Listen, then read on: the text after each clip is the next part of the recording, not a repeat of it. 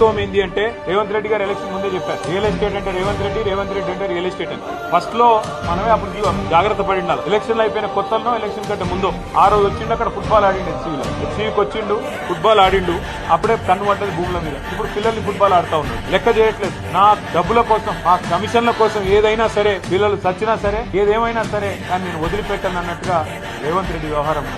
నేను అడుగుతున్నా మీకు బాధ్యత లేదా రాహుల్ గాంధీ గారు? మీ ముఖ్యమంత్రి నియంత్రించాల్సిన బాధ్యత, ప్రజాస్వామికంగా ఉండాల్సిన బాధ్యత, ప్రజాపాలన అన్నప్పుడు అందులో కొద్దిగా ప్రజాస్వామిక స్ఫూర్తి ఉండాలనే ఇంగితం మీకు లేదా?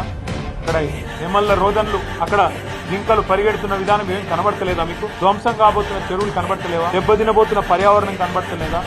అక్కడ కొన్ని ఎగ్జాటిక్ స్పీషీస్ ఉన్నాయి, ఫ్లోరా ఫౌనా ఉంది అక్కడ పెద్ద ఎత్తున. ఇదంతా ధ్వంసమైపోతుంటే మీకు మీ నాయకత్వానికి ఇదేం వినబట్టలేదా అని మేము అడుగుతా ఉన్నాం.